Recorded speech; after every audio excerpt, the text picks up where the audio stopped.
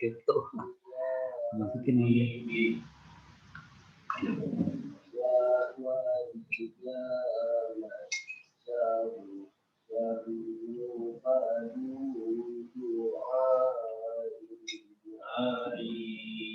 Wah, jatuh kan?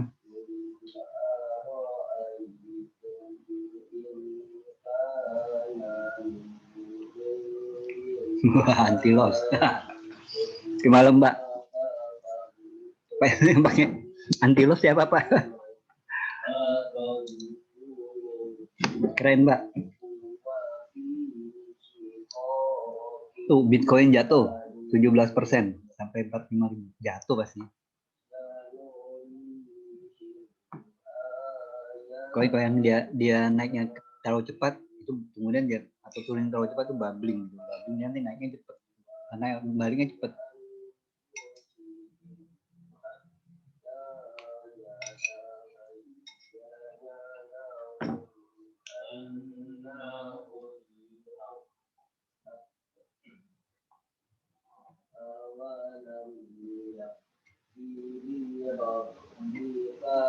Oke, anti loss deh Pak.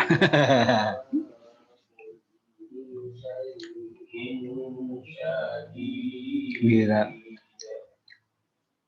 Ini gak ngeri ya kalau kita ketemu dengan yang pasar yang kayak gitu, yang capnya tuh kencengan gitu.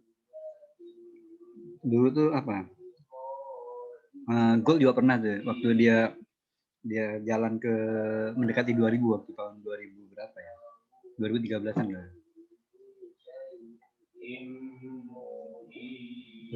Bukan 2013. 2000 berapa ya? Saya lupa. Lupa saya tahunnya.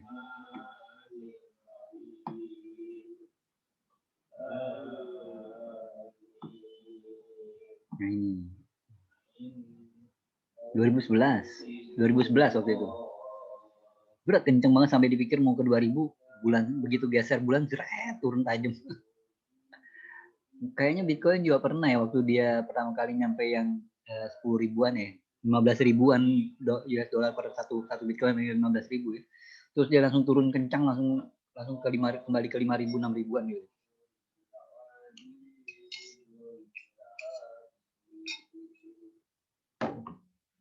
Nggak serem itu. Oke, ini template-nya saya ubah dulu semuanya. Saya gelapin dulu.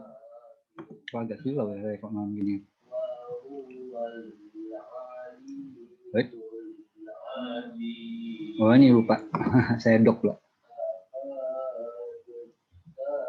Ini kita pindah time frame dulu, pindah time frame ke agak pendek nih. Ini nggak ada data ya malam ini. Ini nggak ada data lagi masalah sih. Tinggal si Powell aja tapi jam 10 ya. Wah lupa saya jam 10 ini namanya agak lama. Gak apa deh. Dan kemudian nanti ada ini indeks harga perumahannya Amerika. Biasanya nggak terlalu ngaruh sih ya, harga perumahan.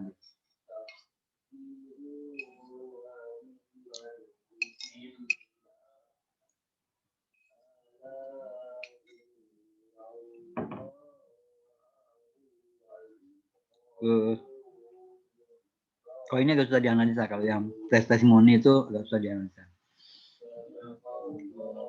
Jadi kita cenderungnya mungkin yang jelas nanti ada bisa dimanfaatin pakai trik fundamental ya. Sisanya berarti kita pakai teknikal.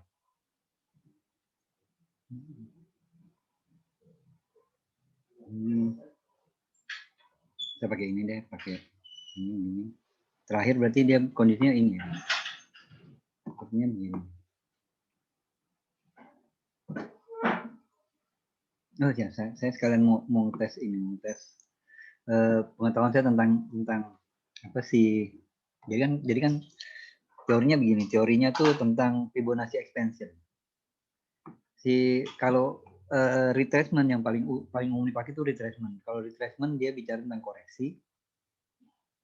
Jadi kalau koreksi itu begini kan. Jadi dia ada tren. Mana kok nggak jalan?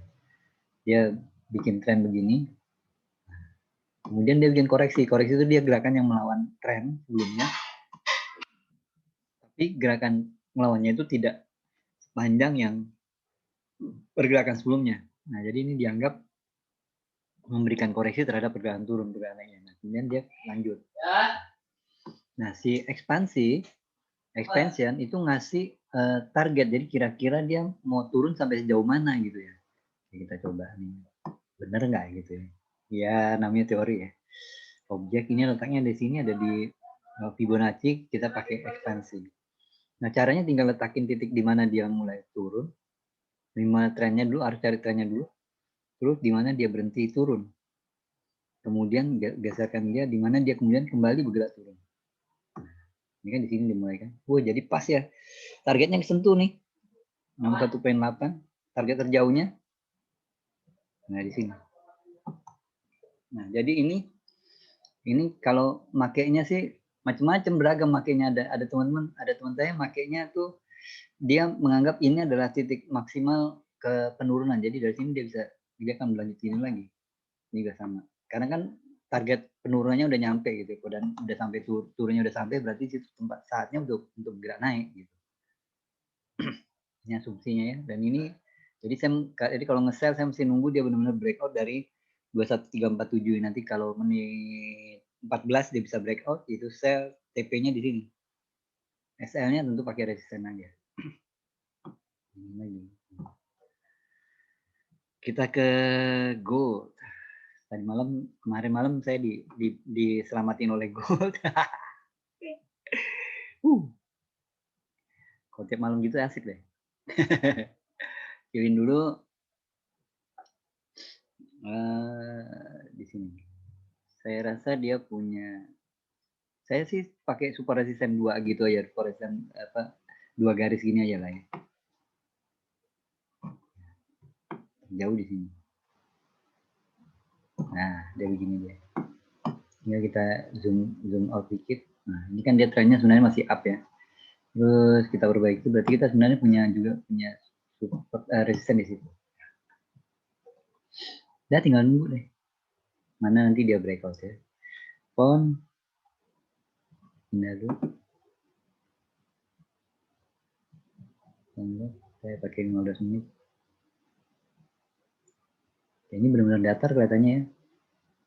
Ini berarti kita punya, saya rasa supportnya ini. Saya tuh langsung ngejar yang ini, yang panjang itu. Ini, baru di zoom in, di zoom out. Ya kayaknya gini ya.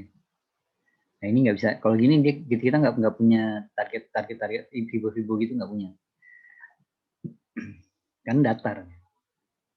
Di sini andai dia turun, ini kan sepertinya ini juga kita boleh lah buang ini ya, buang pandangan ini, kita pikir set yang gerakan yang ini, kok nyangkut, gerakan ini udah selesai gitu, dan sekarang yang kita mulai pemandangan baru yaitu di sini dia. Ini trennya, ini koreksi. Nah ini seakan-akan dia mau begini. Oke, coba kita cari tahu kira-kira dia berhenti di mana gitu. Ini kalau udah keseringan akan muncul di atas itu ya. Letakkan titik pertama di sini, pertama kali dia turun, kemudian dia berhenti turun di mana, di sini, kemudian dia naik lagi gitu. Nah, kira-kira begitu dia. Nah, kira-kira dia begini. Yes. Ya. Oke, udah punya juga jadinya. Di Gold juga ada. Walaupun saya juga bisa mengambil yang ini, jadi ini, tapi ini kayak, kenapa saya nggak ngambil yang dari situ ya? Coba. Karena kalau yang ini kayaknya saya mesti ngambilnya dari sini. Ini kan, ini. Kemudian cuma segini gitu, ini kayaknya koreksinya dikit banget gitu. Bisa aja sih kita pakai itu udah berakhir belum sih? Udah maksimal belum di sini gitu ya?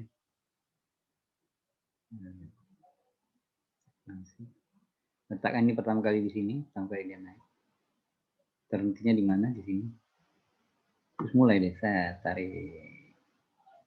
Gampang sih. Oh iya, lihat. Mentok dia. Coba saya hapus yang ini ya. Tuh. Di sini dia benar ya, coba. Dari koreksi yang sekecil ini, benar hasilnya pergerakan maksimalnya nyampe di sini. Benar gitu. Berhenti dia, benar-benar berhenti di sini. Wow. Menarik nih. Jadi memang benar up-nya selesai. Jadi kalau gitu kita pakai pegang yang itu deh. Pegang gerakan turun tadi deh. Oke. Saya zoom in. Jadi aneh. Lah, kalau di zoom memang jadi aneh. Karena saya udah sempat geser ini sih. Nah ini jadi, ini garis ini begitu banyak, saya hapus aja lah. Saya mau narik si Fibonya, jadi ntar baru garisnya saya buat deh. Ini 14, coba dulu. Belum ya? Nah, ini lagi kenceng-kencengnya, tapi nanggung. Kalau mau masuk sekarang nih nanggung. Kenapa? Kan ada ini, ada support di sini ya. Ini nanggung. Gue sepertinya boleh kali ya ngambil. Ntar deh. Saya mau perhatikan ini dulu. Nah, jadi kita tarik dari sini. Terus di titik dia berhenti. Nah, kemudian kita tarik dia sampai. Iya. Memang nanggung ya. Kalau kita masuk tadi sini, saya masuk tadi, targetnya itu udah nanggung. Targetnya udah nanggung. Atau dari sini. Oke. Ya, kita lihat deh.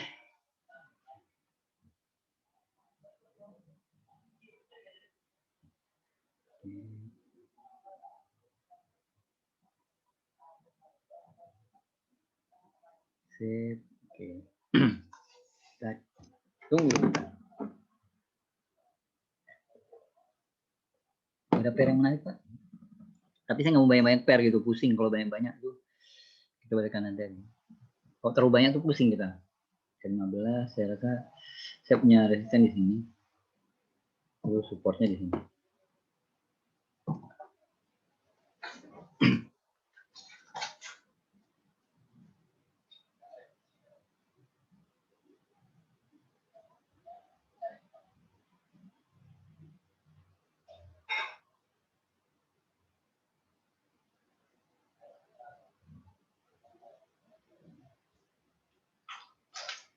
Ini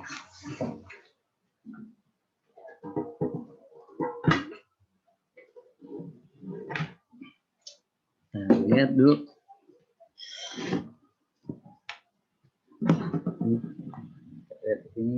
Ini wih, turunnya tajam lagi. 5 menit ya, 5 menit. Oh, memang turun ya. Wah, tadi malam turun juga loh. Tadi malam konsentrasi kita kan di itu di kosan. Gold. Saya pindah gini. Pakai pindah 15. Ini sih lagi turun ya. Indian tuh kalau di trading tuh kan basic kesalahan mendasar gitu. Kadang-kadang ada kesalahan mendasar itu kita tuh kadang-kadang kita lihat dia udah rendah gitu. Terus kemudian kita ambil posisi buy.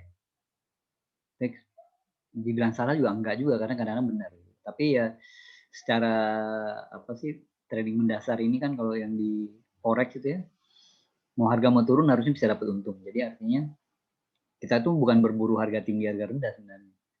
Kita berburu arah. Sepanjang dia masih mau turun, kita harus nge-sell. Sepanjang dia masih gerak naik, kita harus ambil posisi buy. Yang enak di analisa sebenarnya saat dia turun karena kita tahu batas maksimal penurunannya. Ya 0. Kalau dia sampai 0 berarti udah selesai dia. Nggak mau kemana lagi dia.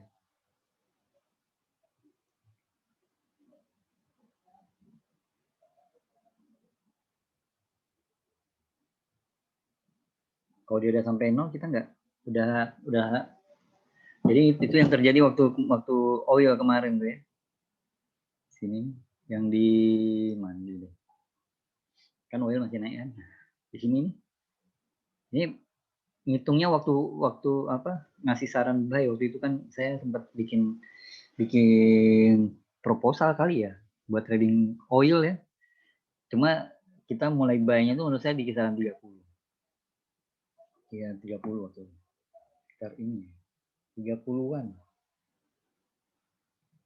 30 terus kalau nggak pakai averaging ya bertahan gitu aja, bertahan 30 aja. Resikonya adalah 30 sampai 0. Jadi artinya resikonya adalah 30 poin kali 0,1 dia dengan kontrak saya 1000, 3000 itu. 0,1 3000 juga situ. Nah, dari sini nanti. Nah, resikonya tuh sampai 0 sampai habis. Ini kalau dia lagi turun, ngitungnya gampang. Sampai di mana harga oil bisa turun? Ya sampai 0. Kalau kemudian di bulan futuresnya, bulan kontraknya ada yang sampai negatif, tapi ya batasan itu kan kita yang normal lagi gitu ya. Masa di SPBU harganya negatif nggak mungkin kan, mestinya 0. Nggak mungkin 0 juga kali. Di akhirnya memang berhenti di 6. Di akhirnya terhenti di 6. Di 6 dan jadi kalau bertahan dengan 30, bertahan satu posisi aja 30, equity 5 ribuan nih selamat. Belum, sekarang malah dapat banyak gitu. Tapi biasanya sih nggak dapat terlalu banyak. Biasanya mungkin udah bertahan 30, keajar sampai 6 itu agak ngeri gitu kan, berarti keajar 24 poin ya. Keajar 24 poin, 2400 dengan perjalanan ada sempat juga dia ada rollovernya yang luar biasa gitu ya. Pasti berdebar-debar, jadi begitu muncul 31 biasanya udah keluar. Ada teman saya tuh bukan teman kayaknya, yang di kantor juga ada tuh yang posisi terendah yang dia punya tuh buy-nya di 10 ya, di harga 10. Tapi nggak tahan lama juga, sebentar juga keluar. Nah itu kalau dia turun kita mudah memperkirakan sampai di mana dia turun. Kalau dia naik kayak gini, sampai mana dia naik? Nah ini yang susah. Ini susah, sebenarnya susah. Historinya, kalau secara candlestick aja harga kalau lagi bergerak naik maka dia akan cenderung bergerak menuju shadow high terdekat sebelumnya. Jadi kalau dia lagi bergerak naik, waktu dia dari sini dia bergerak naik, target terdekatnya adalah ini. Kemudian selanjutnya ini. Nah, kan semuanya nyampe dan selanjutnya ini. Jadi kalau dia mau naik lagi, targetnya ini. Itu berupa target. Di mana dia benar-benar berhenti naik, nggak ada nilainya. Nggak ketahuan, bisa jadi banyak gitu, bisa jadi kayak Bitcoin tuh 50 ribuan, itu bisa juga. Bisa, benar-benar bisa gitu ya, memungkinkan. Jadi sehingga seperti yang kemarin saya uraikan, ada yang asumsi gitu ya, kalau gitu kita karena ini kayaknya tinggi, kemudian memperhatikan faktor suhu gitu, cuaca gitu ya, ayolah kita nge-sell gitu. Saya agak tegang-tegang juga. Tapi itu perintah gitu, itu tugas gitu. Tugas saya sebagai edukator di GK dan mesti menyampaikan itu strategi sell. Saya sih belum serak untuk strategi sell di oil saat ini. Saya lebih seraknya malah ayo ngebuy gitu. Saya udah kampanye ayo ngebuy-nya udah dari November kayaknya sebelum November, kayaknya Agustus November saya udah mulai siap-siap bilang ini buy aja, pokoknya oil mah buy aja gitu. Saya bilang kalau takut ambil posisi buy-nya tinggal harga running kurangin 2 atau kurangin 4 poin, bikin buy limit di situ. Sekarang sih udah nggak ideal kok pakai strategi itu lagi. Ayo sekarang kita trading aja ya. Jadi saya mau mencoba ini gitu kan. Nah ini kalau dia turun bisa sampai sini, tapi ternyata kayaknya enggak ya, karena trennya juga kalau lihat ini kan trennya sebenarnya masih up ya. Udah nggak usah pakainya ya. Saya buang dulu ya biar nggak terlalu banyak. Nanti kalau dia kembali turun baru itu saya pasang lagi. Kita pakai itu dulu, pakai support resistennya nih.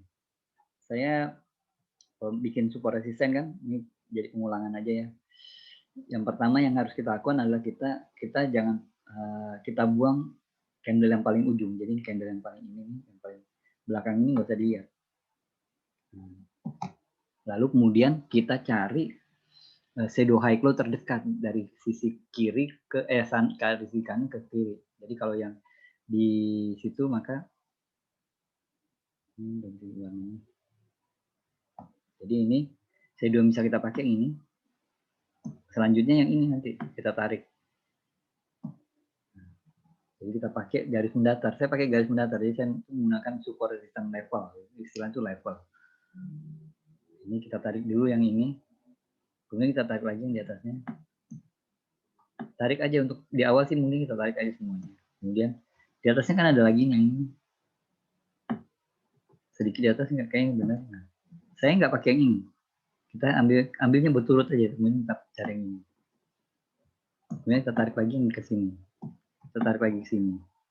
Nah ini kalau gini kan kayaknya banyak nih ya. Nah selanjutnya kita mesti editing nih. Kita edit ya garis-garis yang istilahnya dekat. Ini dengan ini kan dekat. Kita pertahankan yang paling tinggi. Kalau resisten kita pertahankan paling tinggi. Sekarang gimana nasibnya ini dan ini? Ini berapa? 18, 14, ini 13. Kalau kita masuk di 13, mungkin nggak ya 18, 13 kalau kita masuk buy di 18, 13. Mungkin dapatnya agak tengah sini. Kira-kira bisa keluar nggak kita di area 18, 14? Kayaknya agak rumit ya. Jadi ini saya biasanya yang ini saya buang. Saya pertahankan yang tinggi. Nah ini kan ada ruang nih. Jadi di sini kalau dia breakout dari 18, 11 sampai 14, 3 poin bisa ya. Ya dok, sekarang saya cari supportnya. Saya ambil yang dari sini. Saya pakai yang panjang-panjang, pendek-pendek ini abain aja. Kita pakai yang benar-benar kelihatan signifikan gitu ya. Yang ini saya pakai. Kan jadi kan dia sampai sini terus mantul berarti ini. Kalau dia makin panjang kayak gini, dia makin kuat berarti. Di bawahnya ada lagi di sini. Di bawahnya ada di Nah, kalau begini, yang ini saya buang. Kenapa yang ini dan ini kan dekat ya? Saya pertanyaan paling rendah. Dah selesai, saya punya deh. Ini kemudian kita tinggal nunggu dia breakout. Kalau breakout dia mesti badannya yang breakout. Ini kalau gini ini jadi kesannya dekat ya. Ya udah ini saya buang. Karena terlalu dekat ya, mendingan cari yang paling atas jadinya. Gini jadi ya. Beres. Tinggal tunggu breakout. Pound? Wah ini belum ya nanti. Tanya-tanya. Euro juga belum. Dow Jones 5 menit. 5 menit deh kita tinggal 5 menit. Ini jelas karena time frame yang pendek gitu ya, saya kita usahanya tuh jangan sampai nahannya kelamaan.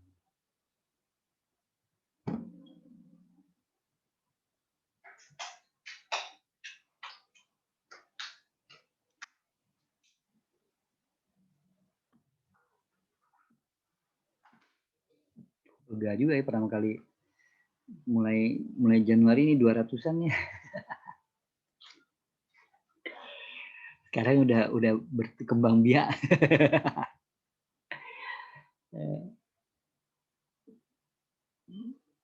Kita coba lagi, kita lihat.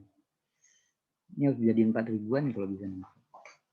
Oke, kita lihat, tunggu dulu. Belum ada pergerakan berarti gitu ini.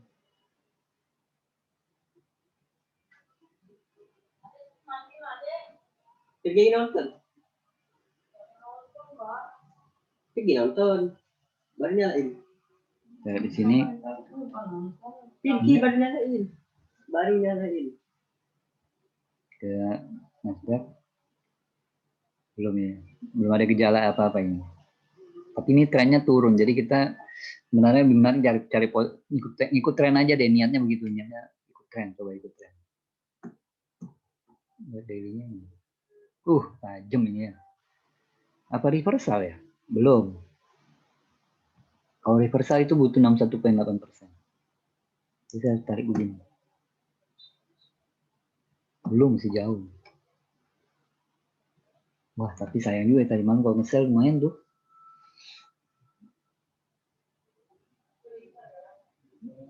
Ini dia punya support ya, support line.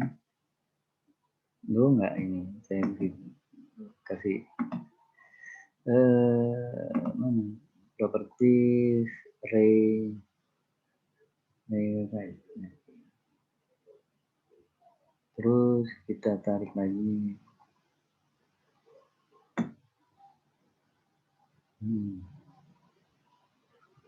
Ini breakout ini. Bukan ini ujungnya salah, ujungnya sebenarnya. Jadi kalau waktu narik garis ini, di tengah-tengah ini nggak boleh ada yang lewat gitu. Jadi saya nggak bisa nariknya begini. Kayak tadi ini nggak bisa, ini salah. Kenapa salah? Karena ada ini. Jadi dia harus letakkannya di sini. Dan breakoutnya hari ini, dia cenderung nge-sell ini. Cenderung nge-sell ya. Nah kalau udah begini, yang trend line itu kita hapus aja, nggak perlu. Bingung nanti trend line.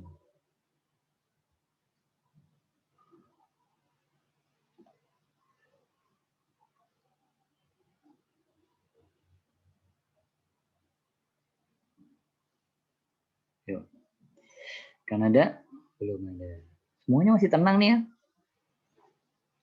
Belum ada pergerakan seru nih. Coba kita lihat fundamental besok deh. Besok ada tes lima hari kedua. Siang ada Kanada 12.30. Oh, ada suku bunganya New Zealand ya. Nah, ini kita coba pelajari yang New Zealand ya. Ini saya butuh trading ekonomi. Tapi saya nggak trading New Zealand, malas saya. Tapi dia kayak Aussie gitu ya, kalau jalannya sebentar doang gitu. Nggak kencang gitu, cenderung rally gitu.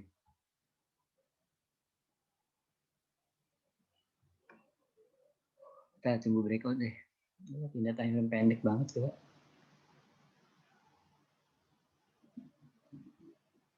Setengah jam awal kita belum ada posisi nih. Setengah jam awal belum ada posisi ya ampun.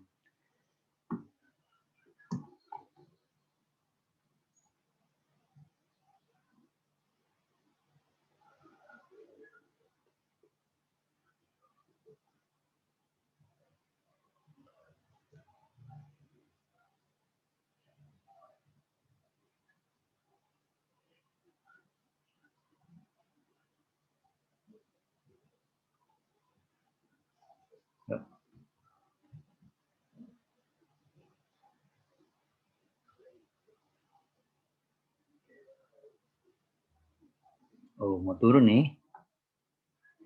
Tebakannya begitu karena sudah narik begini. Lihat, berhentinya tepat ya si apa Fibo expansionnya tepat gitu.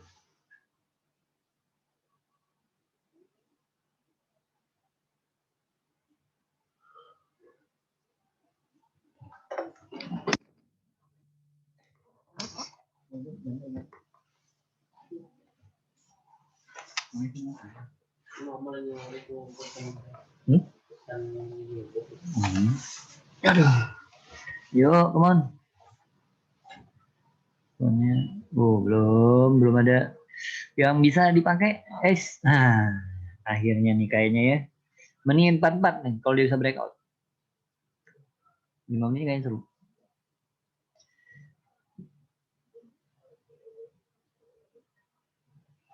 Dewinya kayaknya ini support nih, jadi dia memang masih sideways. Sideways besar. Ya. Biar sama lagi.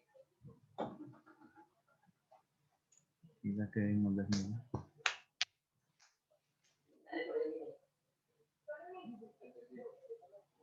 Mon.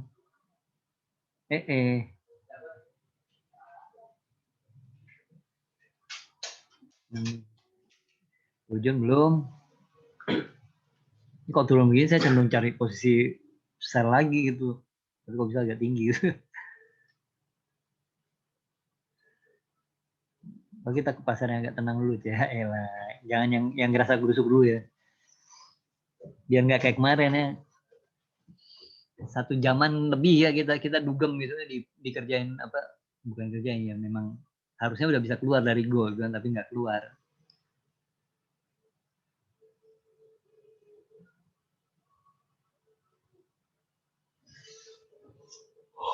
Wah, Akbar.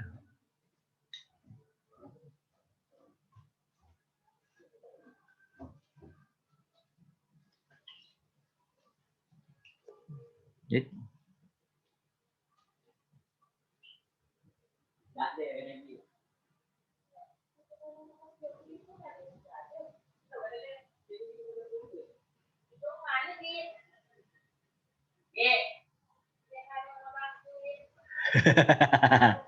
tapi berair indah, Pak. Berair indah, Pak.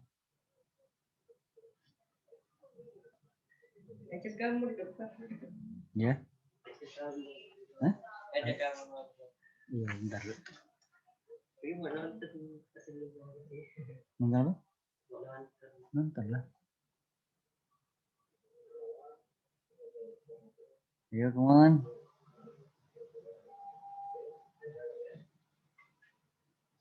Salahnya memang apa ya, kemarin itu averaging-nya memang terlalu cepat juga itu saya. Tapi ya bagusnya efektif. Apapun itu yang penting profit gitu lah.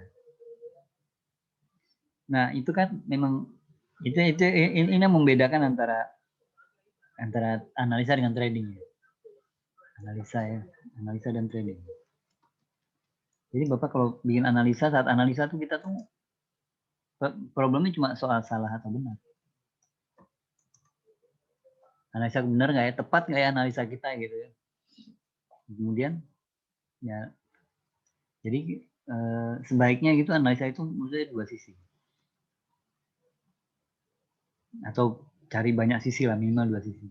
Jadi cari yang analisa yang mengarahkan kita untuk ambil posisi sell, dan satu lagi analisa yang mengarahkan kita untuk ambil posisi buy. Pelan-pelan kita ambil. Nah, beda dengan saat lagi trading. Kalau di trading kan problemnya kan bukan problemnya. Pertanyaannya tuh profit atau enggak. Boleh aja kita salah di analisa, tapi hasil tradingnya loss. Profit. Bukan hasil trading loss, sorry salah. Boleh aja salah dalam analisa, tapi hasil tradingnya profit.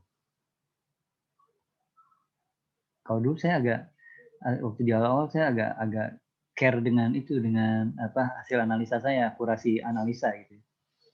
Awal-awal ya ternyata analisa itu nggak terlalu perlu gitu buat Bitcoin dengan forex khususnya, saya rasa gini aja Pak. kita nganggapnya gini deh. Mungkin saya gambarkan aja nih. Ini uangnya investor gitu ya Pak. Uang kita lah gitu ya Pak ya. Nah, kemudian adalah muncul satu gejolak di sini. Bitcoin nih ya, Bitcoin lagi seru gitu. Nah, kita kan mau nih Pak ya. Sebagian dari ini ya kita masukkan ke sini. Nah, jadi banyak, kalau ini lagi bergejolak, lagi rame, ya semua orang akan berusaha masuk. Tapi dana dia cuma segini-gininya, Pak. Nah, di sisi lain, ini ada gold, ada forex. Nah, berarti kan karena dia udah banyak lempar ke sini, banyak orang ke sini, maka yang ini kurang gitu isinya jadinya. Sehingga di sini pergerakannya cenderung punya dampak kayak gitu. Jadi kadang-kadang saya pokoknya kok saya bingung ngomongnya. Trading itu selalu sepasang. Trading impair istilahnya. Jadi trading itu selalu sepasang. Kalau ada yang lagi buy, maka di belahan yang lain pasti ada yang sell. Nah, kalau semuanya lagi rame buy Bitcoin, apa yang di sell? Nah, ini banyak nih. Karena ini bicara aset gitu ya. Kalau aset maka yang paling dekat gold. Jadi pagi ini sell gold buat buy Bitcoin, dan kita kan memang gerakan gold kan waktu yang pas dia meledak ke 58 itu kan goldnya agak cenderung bergerak turun gitu ya. Nah, semua sekarang kan jadi bergerak naik. Kenapa bergerak naik? Karena Bitcoinnya juga lagi melemah nih, kembali ke 45 ribuan.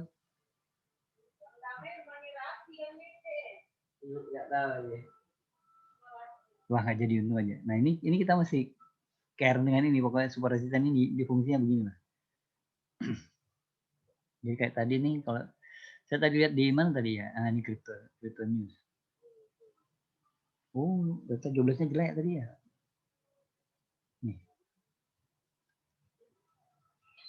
Nih Bitcoin turun 11% katanya. Terus turun lagi 17%, jadi tinggal 45.000. Wah. Benar nggak sih? Coba cek di Google. BTC.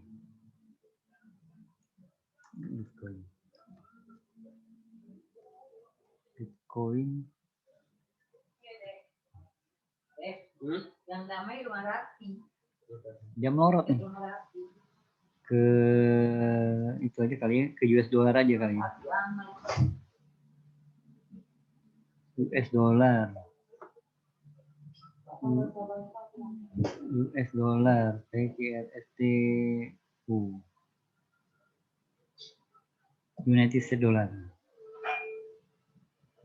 Tuh, 348.000. Ngorot dia. Sebelumnya sempat nyampe di 57, sekarang udah terakhir 54, ini sekarang lagi running 48,89. Lagi turun dia. Anda buat besok? Belum, Pak. Oh ya tadi. Itu bener, Pak. Apa New Zealand, Pak, New Zealand. Baru saya mau ingat jadinya tuh kenapa saya buka tuh. Karena problemnya begini ya saya. Kekasihkan ngobrol aja lupa. Besok itu kalau kita lihat ini yang menarik itu adanya di jam 8 ada New Zealand suku bunga ya. Terus nggak ada lagi, itu jam 10 langsung. Nah ini kayaknya lebih seru, yang hari kedua testimoni biasanya lebih seru. Kenapa? Karena biasanya ada tanya jawab di situ. Enggak apa. Saya biasanya ya itulah Pak, kalau lagi kasihkan stand up kan gitu Pak. Ngoceh ya terjadi. Kita lihat yang di sini, di ekonomi indikator di Australia ini letaknya. New Zealand. New Zealand, nah kita plus saya zoom ya Pak ya. Nah, yang dilihat dulu tuh, kebiasaan saya begini, kalau saya ngeliat tuh saya pertama kali ngeliat tuh balance of trade-nya dulu. Dia lagi surplus ya. Dikit kali surplusnya. Jadi kalau surplusnya terlalu dikit, ya Itu seringnya tuh nggak membutuhkan apa-apa gitu. Jadi nggak harus mata uangnya dilemahkan atau dikuatkan, nggak harus gitu, nggak ada kewajiban. Nah, terus suhunya turun, berarti ini nggak harus dilemahkan mata uang.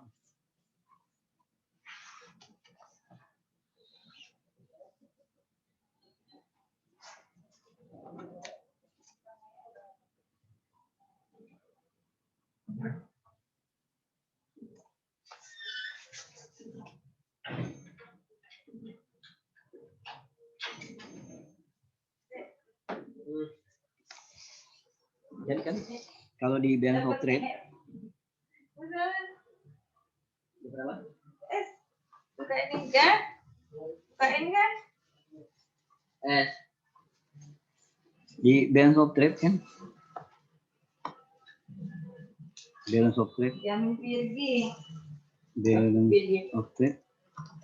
Itu kan dia angkanya selisih antara ekspor dikurangi impor.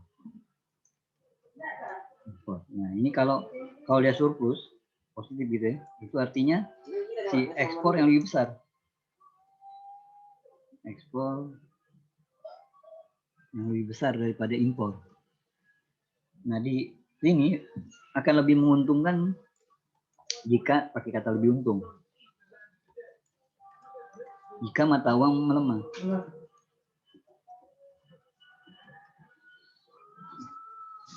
Jadi kalau lagi surplus itu biasanya pemerintah akan berusaha melemahkan mata uang sendiri. Karena lebih menguntungkan. Gimana cara melemahkannya? Dengan menggunakan suku bunga rendah atau merendahkan suku bunga. Atau juga terkadang dengan menambahkan stimulus. Jadi kalau gini, ini sih dia lagi